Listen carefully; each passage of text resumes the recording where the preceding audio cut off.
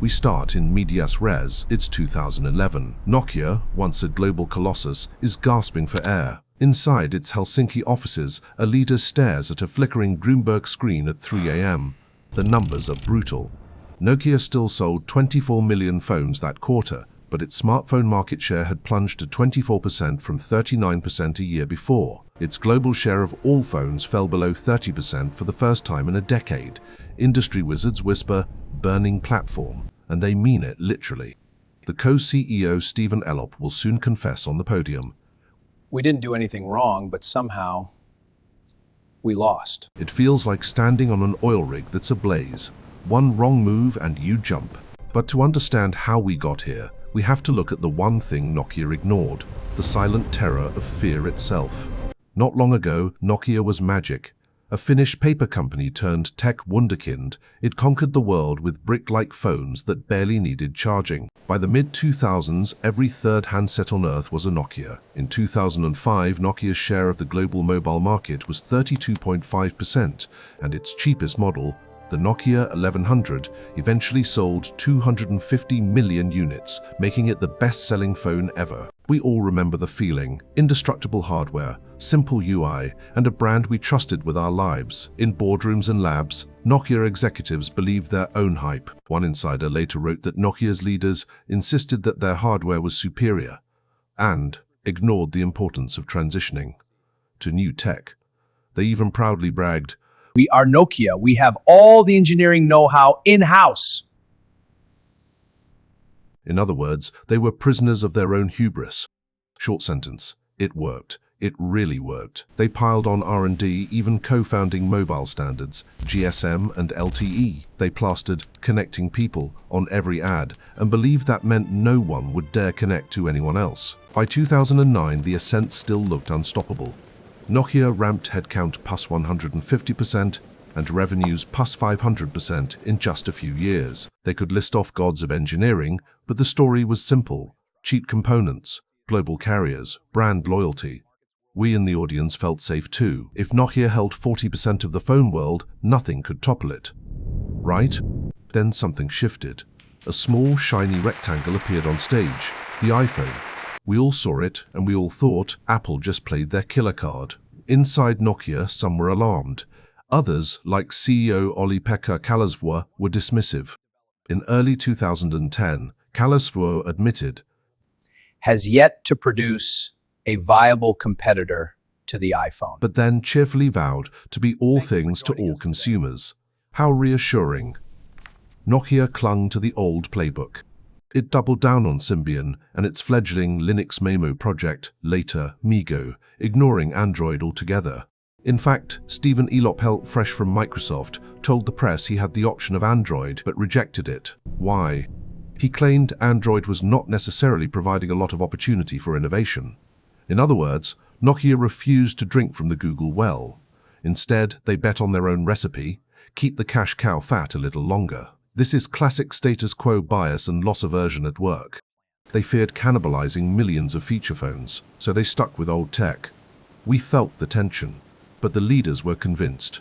In 2010, Symbian still powered 37% of smartphones, Android only 26%, so why panic? Their engineers whispered about 3D GPUs and slideshows, not app stores. Yet outside the tower, a storm brewed. Android and Apple weren't incremental tweaks. They rewrote the rules. Nokia's own move to Windows Phone in 2011 was meant to leap ahead, but in reality it was too late. The very strategy that once gave Nokia distance, an independent OS, became a death trap. They had turned their magic trick into shackles. Every step mirrored a common bias. By 2007, Nokia executives were already stuck on autopilot. They suffered from the IKEA effect, overvaluing what they built, Symbian, just because they built it. They were victims of complacency. With 40% market share, comfort trumped curiosity.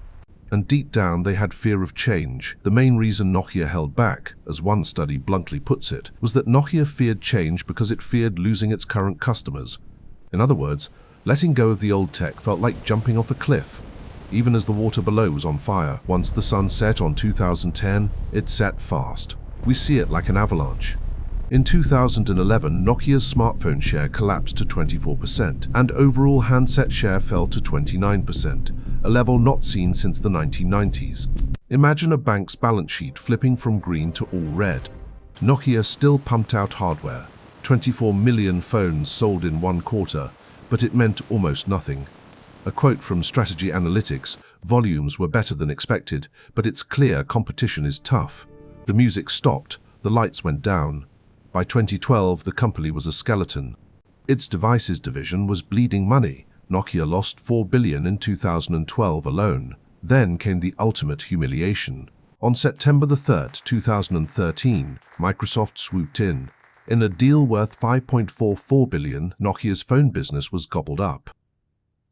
Analysts said the Finnish phone maker that once dominated the global market collapsed into the arms of the US software giant. The Nokia name vanished from new phones overnight.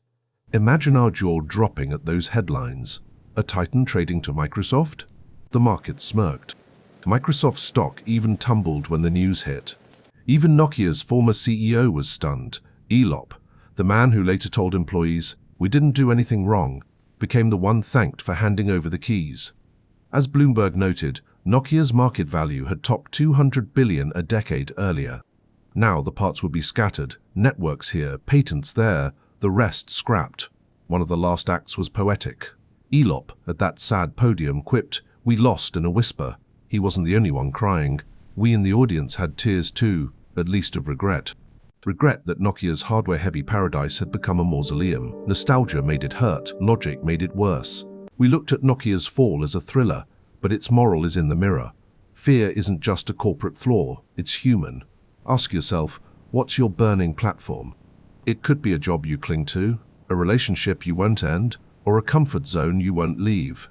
Like Nokia, maybe you're the biggest player in your small world. You might think, "This is fine, I've done all I can." But what if that very comfort is blinding you? Nokia's story shows one thing: fear of change can be fatal. They had fat profits, confident minds, legendary phones, yet none of that mattered against the quiet voice saying, "Don't move." Every one of us has that whisper. And often, just like Nokia, we keep building faster hardware and fancier UIs for our lives, ignoring the software update warning blinking on our own screens. So here's the final flicker. If a company as mighty as Nokia could drown in its own fears, what about us? Stay afraid of change, and you might stand on a shrinking platform of your own making. Because giants don't always fall in epic fights. Sometimes they fall alone, petrified at the edge of a problem they never solved.